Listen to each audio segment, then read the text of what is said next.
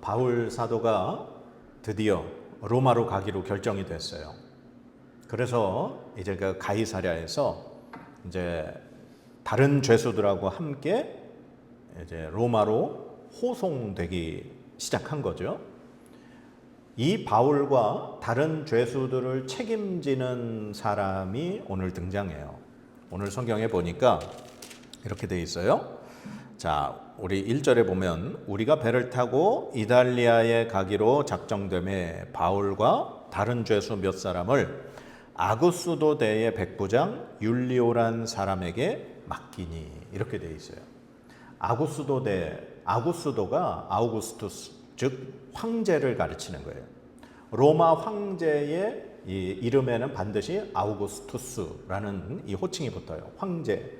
이 황제 부대의 백부장 율리오라는 사람이에요. 그러면 황제 부대쯤 되면은 오늘날로 얘기하면은 대통령 뭐 경호처 그 정도 되겠죠. 그 부대의 죄수들을 관리해서 죄수들을 모아서 황제에게 데리고 가는 책임을 맡은 백부장 정도면 그 군대 내에서도 아마 권력도 좀 있고 믿을 만한 사람이겠죠. 왜냐하면 죄수들을 호송하다가 잃어버려도 안 되고 그들이 도망가도 안 되고 그들이 만약에 도망가게 되면 자기의 목숨을 내놔야 되니 아마 굉장히 책임감이 강한 사람일 거라 생각해요. 그리고 백부장 정도의 지위면 이 군대에서도 굉장히 오랜 전투 경험을 쌓은 사람이고, 그 사람이 지금 바울 그리고 또 로마에 갈 다른 죄수들하고 함께 로마로 가게 됐어요. 근데 이 사람이 보니까 이제 아드라무테노라는 이 배를 타고 가이사랴에서부터 출발해서 가는데, 이 가다가 중간중간 즉 아시아 해변을 다 거치는 그런 배였기 때문에 먼저 시돈이라는 곳에 도착을 했어요. 근데 이 율리오가 바울에게는 특별한 혜택을 줬어요. 어떤 혜택을 줬느냐? 오늘 3절에 보면 이렇게 되어 있어요. 이튿날 시돈에 되니 율리오가 바울을 친절히 대하여 친구들에게 가서 대접받기를 허락하더니, 죄수를 어떻게 보면 잠시 휴가를 준 거예요. 시돈에 도착했을 때 친구들에게 가서 뭐 음식도 대접을 받고 가는 동안에 오랜 날이 걸리니까 뭐 옷이라든가 필요한 돈이라든가 여러 가지를 대접받을 수 있도록 바울에게 허락했다는 거예요. 이게 다른 죄수들에게는 있을 수 없는 일이죠. 근데 바울에게 특별히 이 율리오가 허락해 줬어요. 그렇게 해서 이들이 또 이제 배를 타고 계속해서 항해를 하는데, 지금 오늘 본문 말씀에 보면 계속해서 등장하는 게 지금 배가 순적하게 지금 가지는 못한다는 거예요. 왜냐하면은 오늘 이제 4절에도 보면 또 거기서 우리가 떠나가다가 맞바람을 피하여 구브로 해안을 의지했다. 지금 이 배가 바람으로 인해서 굉장히 어려움을 겪으면서 지금 가고 있어요. 그래도 또 7절에도 보면 배가 더디가 여러 날 만에 간신히 니도 맞은편에 이르러 풍세가 더 허락하지 아니했다. 즉 바람이, 지중해의 그 바람이 계속해서 배가 가는 길을 방해했다는 거예요. 그래서 평소보다 더 오랜 시간이 지금 걸렸어요. 자, 오늘 제가 이제 지도를 하나 잠깐 좀 보여드릴 텐데, 자, 한번 보세요. 자, 이 지도를 보시면은 이 가이사랴, 지금 로마로 가기 위해서 바울이 처음 지금 잡혀 있었던 요 가이사랴에서 출발해서 지금 쭉 가다가 저 무라라고 하는 이곳에서 배를 갈아탔어요. 처음에 탔던 배는 아드라무테노라는 배였는데 이탈리아로 이제 가기 위해서 저 무라시에서 어떤 배죠? 알렉산드리아 배를 이제 갈아타고 이제 로마로 가는 거예요. 근데 계속해서 가다가 아까도 본문을 봤지만 바람 때문에 계속해서 배가 앞으로 나아가지 못하는 거예요. 오늘날처럼 뭐 조선업이 발달한 시기가 아니잖아요. 사람들이 일일이 노를 젓건 아니면 이 뭐라 그러죠? 돛이라 그러죠. 돛을 펴서 그 바람을 이용해서 이 배가 가야 되는데 지금 맞바람이 계속해서 보니까 배가 전진하지 못한 거예요. 그래서 결국에는 이 바울 일행이 탄 배가 결국에 도착한 곳이 이 밑에 그레데 베네스라고 하는 이 섬의 미항, 아름다운 항구라는 곳에 도착했어요. 자, 제가 다음 사진을 보면 이게 그 그레데, 크레타라고 하는 이 그레데 섬의 지도예요.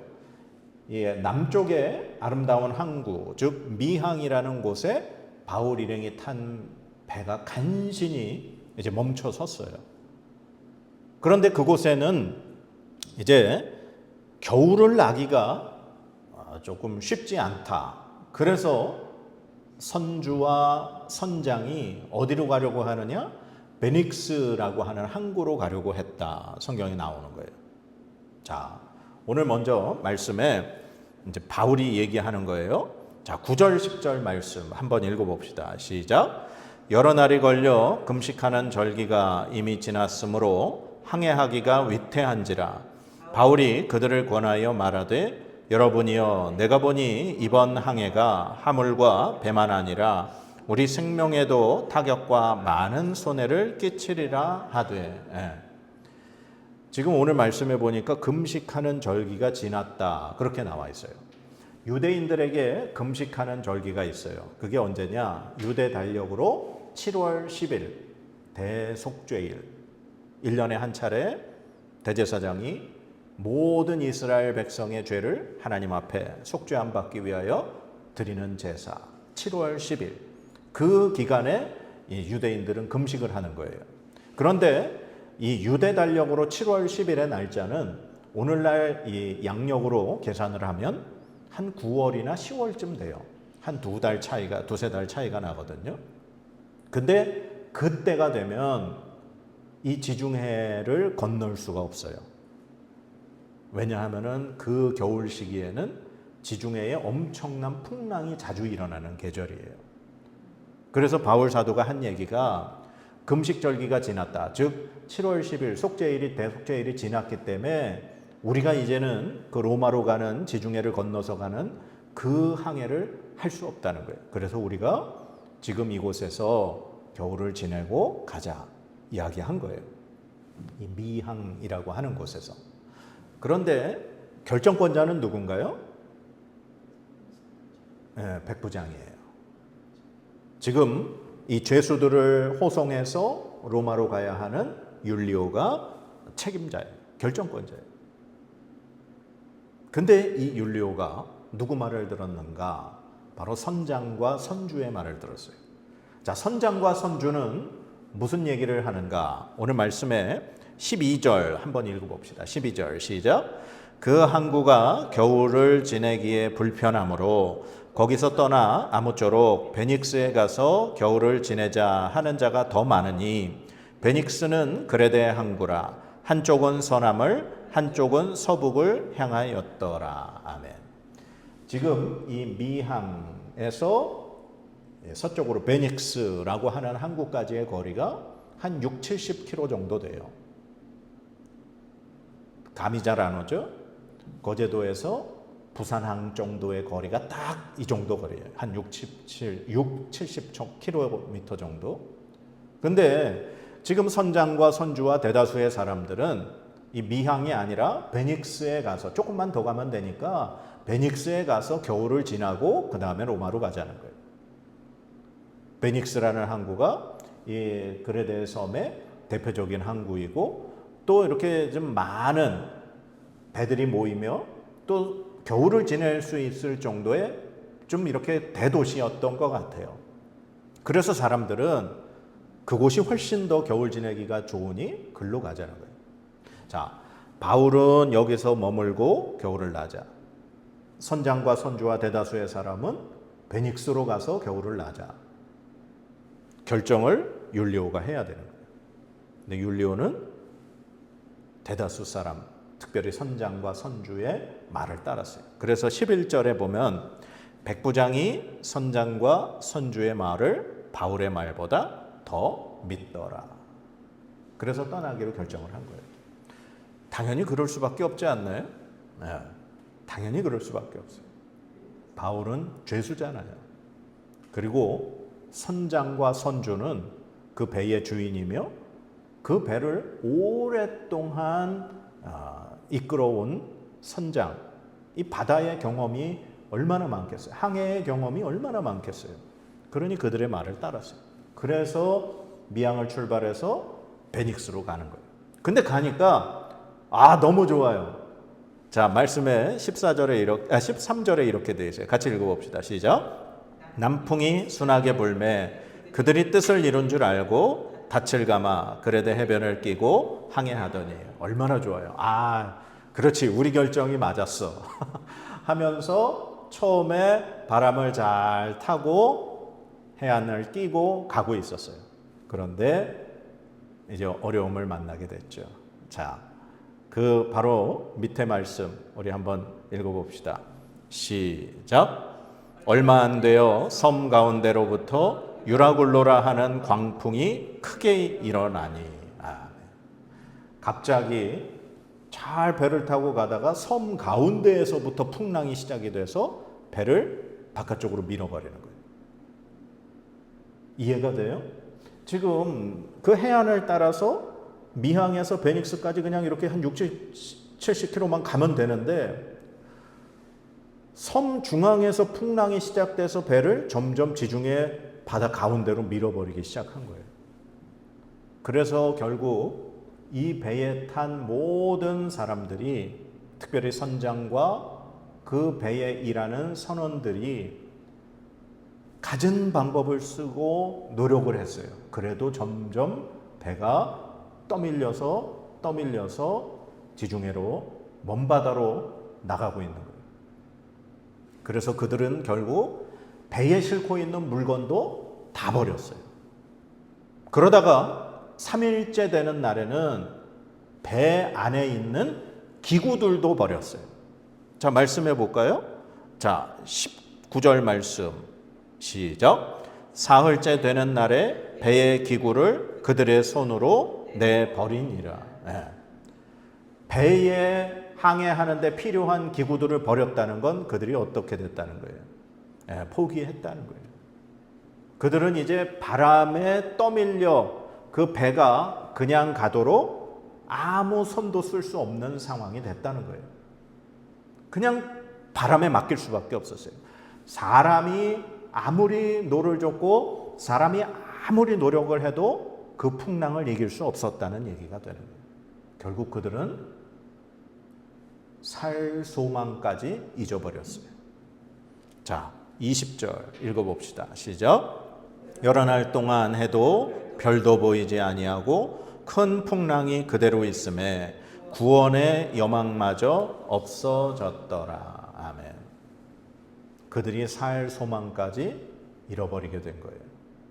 죽을 그런 위기에 처해진 거예요. 그 지중해 바다 한가운데 그 풍랑으로 하늘에 별이 보이지 않았다는 건 구름이 꼈다는 거죠. 먹구름이 꼈다는 거예요. 거기서 엄청난 풍랑 가운데 그 배 한 척이 떠돌아다니다가 큰 파도에 삼켜져 버리면 침몰할 수밖에 없는, 마치 타이타닉호가 침몰하듯이 그 배에 탄 사람은 모두 죽을 수밖에 없는 그런 상황에 처해져 있다는 거예요. 바로 그때 바울이 그 배에 탄 모든 사람들에게 말을 합니다. 내 말대로 그 미항에 그냥 남아 있었으면 이런 위기를 당하지 않지 않았겠냐.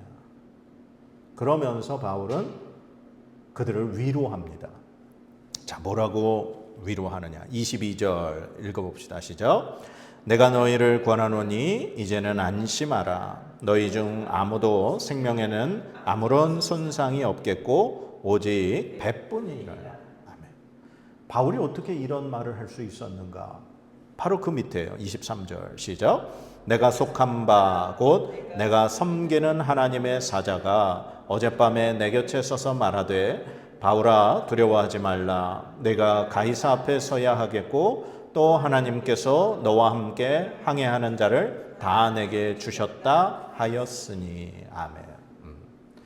하나님의 사자가 어젯밤 자기에게 나타나서 말씀해 주셨다는 거예요. 네가 반드시 황제 가이사 앞에 서야 되니까 걱정하지 말아라.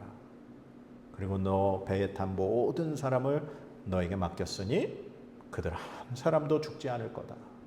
하나님의 위로의 말씀이 있었어요. 그래서 바울은 그 위로의 말씀을 그 배에 있는 모든 사람들에게 전달했습니다. 이제 다음 주에 보겠지만 결국 이 배는 떠밀려서 멜리데라고 하는 섬에 도착을 하게 돼요.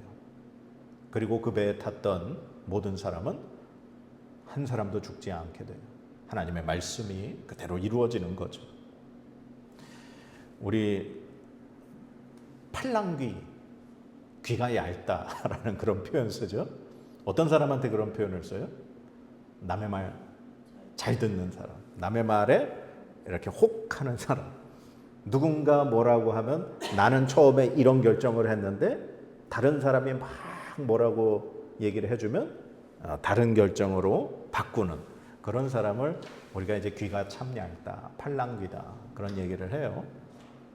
아까도 얘기했지만 그 미항에서 겨울을 나느냐 베닉스로 옮겨서 겨울을 나야 되느냐 그 결정을 율리오가 해야 돼요. 백부장. 그런데 아까도 살펴봤지만 백부장 그리고 아구스도대의 백부장 정도 되는 사람 죄수를 로마로 호송하는 책임을 진 그러한 군인의 백부장은 아마 이런 팔랑귀 귀가 얇은 사람은 아마 되지 못할 거예요. 왜냐하면 중요한 결정을 해야 되는데 막 이렇게 결정했다 또 다른 사람 말 듣고 이렇게 결정했다 왔다 갔다 하는 사람은 그런 중책을 맡을 수 없겠죠. 어쨌거나 이 율리오가 선택했을 때 그는 아마 고민이 많았고 생각을 많이 했을 거예요. 그리고 어떻게 보면 율리오가 한 선택은 합리적인 선택이었을지 몰라요. 바울은 죄수였죠. 바울은 뱃사람이 아니에요. 바울은 어떻게 보면 학자예요. 공부하는 사람이고 바리새인이었고 그리고 지금은 예수 그리스도를 전하는 그리스도인이지만 유대인에 의해 결국에는 지금 붙잡혀서 죄수의 신분으로 로마로 호송되는 죄수예요. 죄수 중에 한 명. 율리오에게 있어서 지금 로마까지 가야 되는 많은 죄수들 중에 한 명일 뿐이라는 거예요. 그런데 그 사람 말을 왜 들어요? 당연히 배에 모든 책임을 지고 있는 선주와 선장의 말을 듣는 게 가장 합리적인 선택이었죠. 그래서 이 율리오는 그들의 말을 따라 그들의 말을 더 믿고 베닉스로 이동하자고 하는 결정을 내린 거죠. 그러나 결국 그 결론은 바울의 말을 따랐어야 했어요. 선장과 선주의 말을 그리고 많은 대다수의 의견을 듣고 따랐을 때 그 배는 풍랑을 만나 유라굴로라고 하는 광풍, 미친 바람을 만났다는 거예요. 광풍, 어마어마한 태풍을 만났다는 거예요. 그래서 그들이 아까도 말씀받지만 구원의 소망마저 잃어버리게 되는 죽음을 앞두게 되는 위기에까지 처해지게 됐다는 거예요. 그러면 그 바울 말을 들었어야 하는데 그러면 바울은 어떻게 우리가 여기서 겨울을 나야 우리가 좋다라고 알았을까요? 바울은 뱃사람도 아닌데 바울이 지중해에서의 항해 경험이 많았던 것도 아닐 텐데 선장보다 더 배에 대해 그 지형에 대해 지중해에 대해 더 많이 알지도 않을 텐데 어떻게 바울은 우리가 여기를 떠나면 안 됩니다라는 걸 알았을까? 어떻게 알았을까요? 바울에게는 하나님이 함께 하셨습니다. 하나님이 함께 하시면서 바울에게는 늘 하나님이 말씀해 주시고 인도해 주시고 하나님과 함께 있기 때문에 바울은 그 바다에 대해 배에 대해 날씨에 대해 선장이나 다른 사람보다 지식이 없었지만 온 우주 만물을 다스리시는 하나님이 함께 하셨기에 그는 그러한 일을 미리 예측할 수 있었다는 거예요. 우리가 세상 살면서 많은 중요한 결정을 해야 될 때가 참 많이 있어요. 그때 우리들은 부모님의 말을 듣기도 하고 선배의 말을 듣기도 하고 그 분야의 전문가의 조언을 듣기도 해요. 그런 이야기를 듣는 것이 가장 합리적인 선택이 될 수 있어요. 그러나 합리적인 선택, 경험이 많은 사람들의 말을 듣고 따르기 전에 우린 무엇을 해야 될까요? 우리는 기도하며 하나님의 뜻을 구해야 돼요. 하나님이 이 상황에서 내가 어떤 선택을 하길 원하시는가? 그리스도인이라면 그 선택을 따라야 되는 거예요. 사람의 말, 경험이 풍부한 사람의 말이 아니라 하나님의 말씀, 하나님의 인도하심, 그것을 따르는 것이 그리스도인이에요. 저는 오늘 바울이 사람들에게 그 배에 탄 구원의 소망을 잃어버린 사람들에게 자기가 고백을 할 때 이런 표현을 써요. 자, 우리 아까 23절 말씀에 이렇게 돼 있어요. 내가 속한 바, 곧 내가 섬기는 하나님의 사자가, 내가 속해 있다는 거예요. 누구에게? 내가 섬기는 하나님에게 나는 속한 사람이다. 바울은 지금 죄수의 신분, 나는 죄인이 아니라는 거예요. 나는 누구에게 속한 사람이냐? 나는 지금 이 죄인인 나를 책임지는 율리오, 백부장 율리오에게 속한 사람이 아니라는 거예요.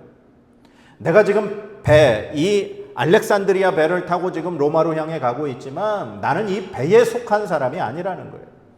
나는 누구에게 속한 사람이냐? 하나님에게 속한 사람이다. 그래서 그 하나님이 나를 지켜주시고 나를 보호하시고 내가 갈 길을 인도해 주신다. 그래서 그 하나님이 나에게 말씀하시기를 걱정하지 말아라. 안심해라. 너는 반드시 로마 황제 앞에 서게 될 것이다. 그리고 모든 이 배에 탄 사람을 내 손에 맡겼다. 사랑하는 여러분, 중요한 결정할 때 여러분들이 이제 앞으로 누구의 말을 따르시겠습니까? 하나님의 말씀, 하나님의 영이 나와 함께 하심을 믿고 하나님 앞에 기도하면서 내가 어떠한 선택을 하고 누구의 말을 따라야 할 것인가를 하나님 앞에 물으시기 바랍니다. 하나님께 묻고 기도하고 하나님의 인도하심을 기다리면 하나님께서 여러분에게 여러분이 가야 할 길을 인도하시는 줄 믿습니다. 우리 교회가 말씀이 이끄는 교회, 우리 저 말씀, 주의 말씀은 내 발의 등이요 내 길의 빛이니이다. 아멘. 하나님의 말씀이 우리가 가야 할 길을 비추시고 인도하시는 줄 믿습니다. 그래서 우리 사랑하는 이야기가 있는 교회 성도님들, 오직 하나님의 말씀을 따라 가실 수 있는 저와 여러분이 되시기를 주님의 이름으로 간절히 축복합니다. 네, 기도합시다. 하나님, 우리가 이 세상 살아가면서 누구의 말을 따르겠습니까? 하나님, 하나님의 말씀을 따르게 하여 주시옵소서. 하나님의 영이신 성령 하나님, 날마다 우리 안에 거하시고 우리와 함께 하시며 우리를 인도하여 주시옵소서. 정말 순간의 선택이 엄청난 결과로 달라지게 됨을 깨닫습니다. 우리가 사람의 말, 세상의 말 따르지 않게 하시고 오직 우리를 이끄시고 인도하시는 하나님의 말씀을 따라갈 수 있는 참된 그리스도인의 삶이 되게 하여 주시옵소서. 감사와 영광을 올려드리며 예수 그리스도의 이름으로 기도드립니다. 아멘.